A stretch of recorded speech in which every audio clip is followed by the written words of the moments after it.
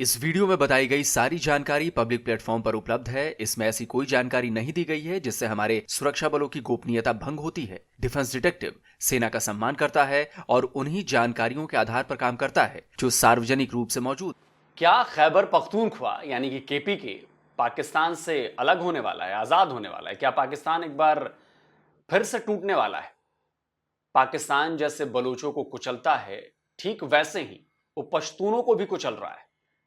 जैसे बलूचों की आवाज दबाई जा रही है, ठीक उसी तरह पश्तूनों का भी गला घोंटा जा रहा है। जैसे बलूचों के शांतिपूर्ण धरनों और कार्यक्रमों में पाकिस्तानी पुलिस और सिक्योरिटी फोर्सेस गोलियां बरसाती हैं, ठीक वैसे ही निहत्थे पश्तूनों पर भी गोलियां दागी जा रही हैं। नमस्कार दोस्तों, डिफेंस डिटेक्टिव के एक और नए एपिसोड में आप सभी का स्वागत है। मैं हूं आलू। दोस्तों, पाकिस्तान ने एक बार फिर से यह साबित कर दिया है कि वो ना बलूचों को पाकिस्तानी समझता है और ना ही पश्तूनों को। पाकिस्तान ने एक बार फिर यह साबित किया है कि बलोचों और पश्तूनों को केवल गुलाम की तरह रखना चाहता है। जब भी वो अपने हक की आवाज उठाएंगे, इस्लामाबाद से अपने लिए इंसाफ मांगेंगे, तो उन्हें इंसाफ की जगह लाठियां और गोलियां मिलेंगी। ये गोलियों की आवाज सुन रहे हैं आप? ये गाजा नहीं है, ना ही ये लेबनान या यूक्रेन है जहां लड़ाई चल रही है।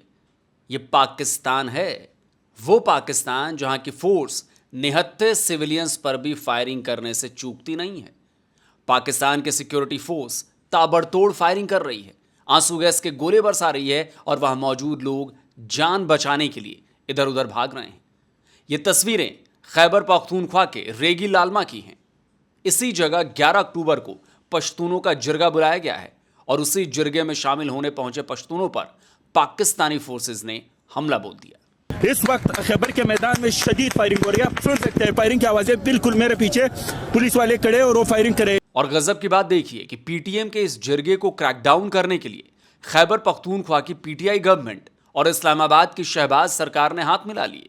सोचिए, दोनों एक दूसरे को हर तरह से कुचलने के लिए पूरे पाकिस्तान भर में बवाल काटे हुए हैं, लेकिन जब पीटीएम पर एक्शन लेने की बात आई तो दोनों एक हो गए हैं। सबसे पहले आपको बताता हूं कि पश्तूनों का यह जिरगा क्या है और इसका मकसद क्या था।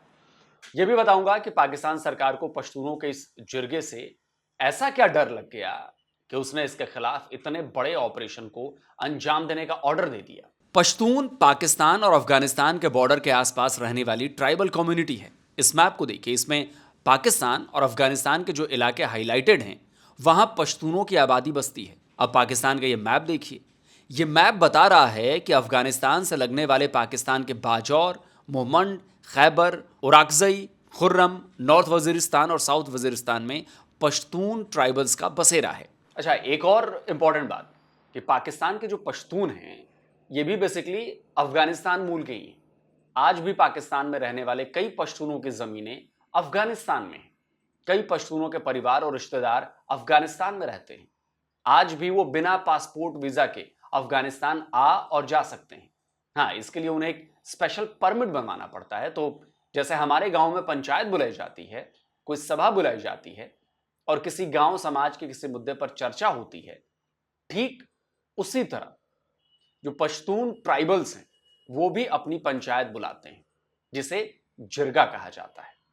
तो 11 अक्टूबर को भी पश्तूनों के संगठन पीटीएम ने एक जिरगा बुलाया था। इस जिरगे के लिए 6 अक्टूबर से ही पश्तूनों का जमावड़ा शुरू हो गया था। अपने मादर वतन की दिफा के लिए इस वक्त पश्तून नौजवान खैबर की सरजमी पर इकट्ठे होने शुरू हो गए हैं। मैं इस वक्त खैबर पख्तूनख्वा के जिला खैबर में मौजूद हूँ।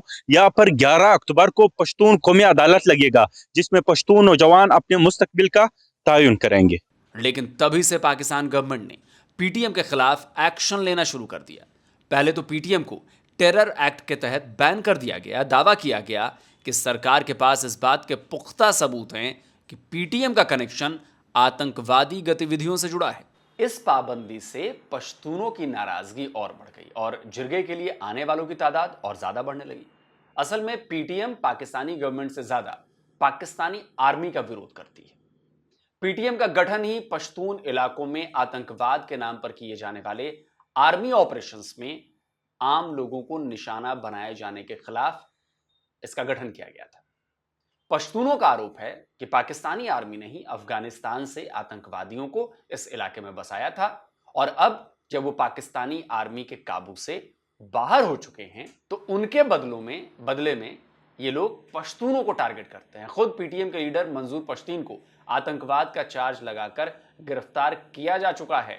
10 जुलाई को पीटीएम लीडर और शायर गिलमन वजीर पर इस्लामाबाद में हमला हुआ था। बुरी तरह से घायल गिलमन की इलाज के दौरान मौत हो गई थी। उसके बाद से पीटीएम के संस्थापक मंजूर पश्तीन ने ऐलान कर दिया था कि 3 महीने बाद पश्तूनों के जिरगे में आगे की रणनीति बनाई जाएगी। हमारे इलाके में, हमारे ज़मीन पे, हमारे कौम पे जुल्म और सितम या कोई ऐसी बड़ा मसला आ जाता है तो हमारे पश्तून कौम की रिवायत रह चुकी है कि फिर हम लोग जरगाल बुला लेते हैं और हमारे तमाम पश्तून कौम वहाँ उसमें हर तबके, हर जो तबके के लोग उसमें शरीक हो के हमारे मशरान, कामी मशरान, सियासी कारकुन, उलमाए कराम, स्टूडेंट्स वगैरह ये फिर बैठ करके ये इस मसले के हल के लिए कोई हल तलाश कर लेते हैं। तो यहाँ पर भी ये जो 76 साल में पाकिस्तान में हमारे कौम पर, यहाँ इस मुल्क में तो तमाम महकूम कौमों पे बिलखसूस हमारे पश्तून कौम पे जो जुल्म, जो नारवा, जो बर्बरियत हमारे साथ रवा रखा गया है, इस बुनियाद पे मंजूर पश्तून ने यानी पीटीएम ने यह जरगा ऐलान किया था। लेकिन हुआ ये कि जब पश्तूनों के इस जिरगे का ऐलान हुआ तो शहबाज गवर्नमेंट के होश उड़ गए।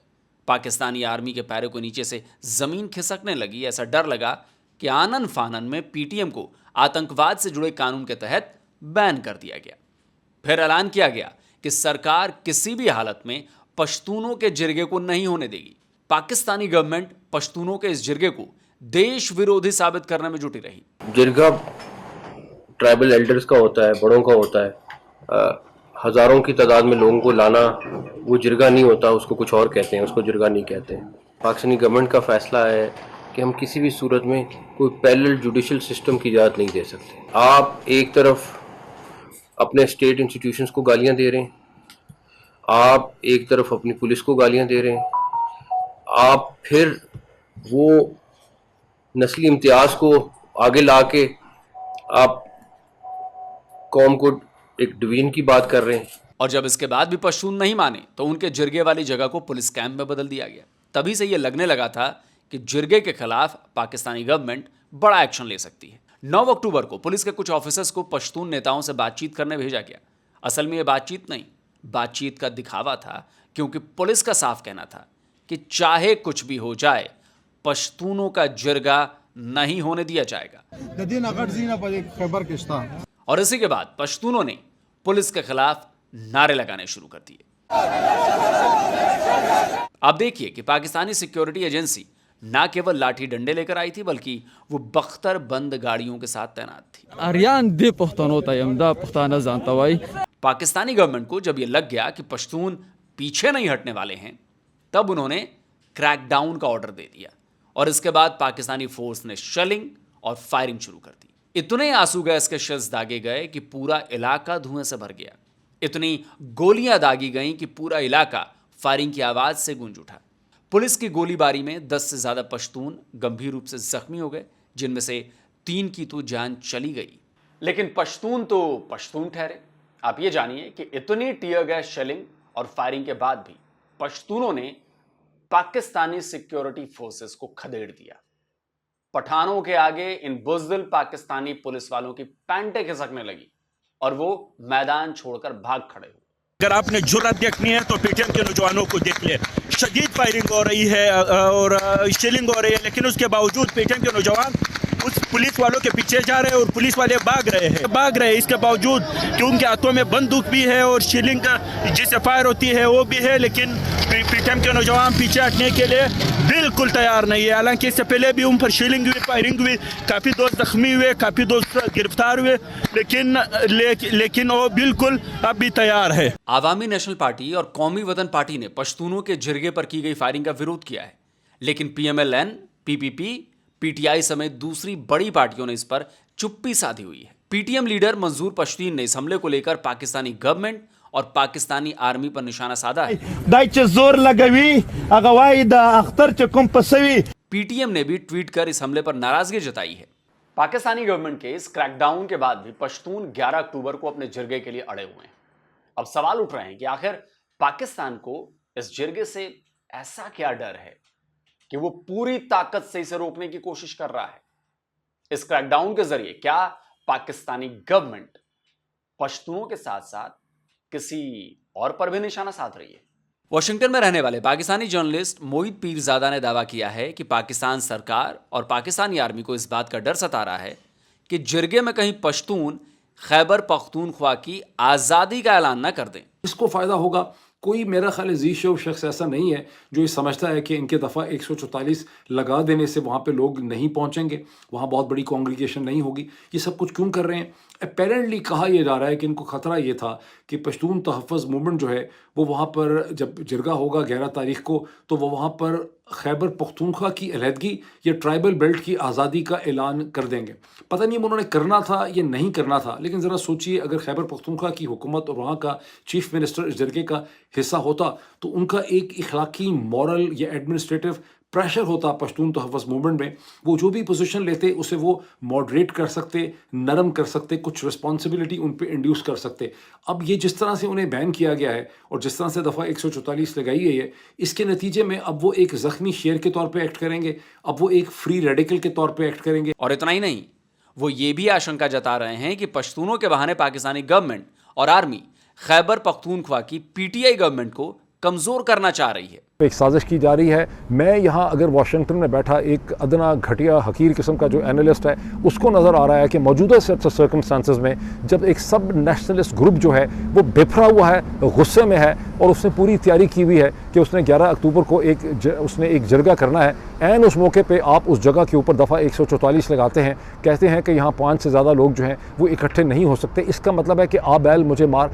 अगर मुझे ये समझ आ रही है तो आप क्या समझते हैं कि चीफ सेक्रेटरी को, IGP को, मोहसिन नकवी को, इस्लामाबाद में बैठे हुए डिसीजन मेकर्स को ये अंदाज़ा नहीं है कि दफ़ा 144 लगने का मतलब है कि आप वायलेंस को इनवाइट कर रहे हैं। कोई इतना नादान नहीं है, कोई इतना मासूम नहीं है। इसलिए मुझे ऐसा लगता है कि इन्होंने जानबूझ के ये सूरत हाल पैदा की है। और मैं एट दी आउटसेट ये कहूँगा कि इन्होंने अब अली अमीन गंडापुर और उनकी टीम और KP की जो PTI की प्रोविंशियल इलेक्टेड गवर्नमेंट है उसके लिए इन्होंने एक बहुत बड़ा चैलेंज खड़ा कर दिया है।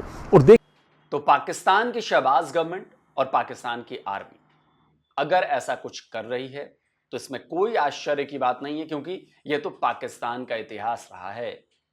रही बात पश्तूनों की, तो KPK के अलावा बलूचिस्तान के इलाकों से भी पश्तून जो हैं वो जिरगे के लिए चले आ रहे हैं। PTM पर लगे बैन, आतंकवाद के ठप्पे और उसके बाद जिरगे के खिलाफ क्रैकडाउन से वाकई पश्तून भड़के हुए हैं। और अगर पाकिस्तान ने कल फिर उन्हें कुचलने की कोशिश की तो इसका अंजाम बहुत भयानक हो सकता है। तो दोस्तों, आज का ये वीडियो आपको कैसा लगा कमेंट करके जरूर बताइए और इस वीडियो को ज्यादा से ज्यादा शेयर करिए। ये चीज शेयर होनी चाहिए ताकि दुनिया को पता चले कि पाकिस्तान जो है वो पश्तूनों के साथ क्या कर रहा है। पश्तूनों की आवाज दुनिया के हर प्लेटफॉर्म पर पहुंचानी है और इसलिए इस वीडियो को शेयर करना बहुत ज्यादा जरूरी है।